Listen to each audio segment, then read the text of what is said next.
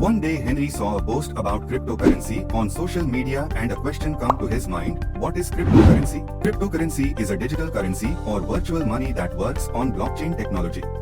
Cryptocurrency is cryptography used to verify secure transactions. But Henry thinks, why should I do crypto transaction when I have many payment options like bank transaction problem? It can take time to complete a transaction, especially for international transaction. Fees and transaction charges are often higher. Banks may impose various limits on transactions, but crypto transactions, quick transaction, less than a minute, lower transaction costs and fees. Cryptocurrency transactions have no limit. The Bitcoin price has been increasing day by day for the last 10 years, and there are many other crypto coins. So you can also invest in cryptocurrency for future benefits. But it is very risky, so invest only after proper knowledge.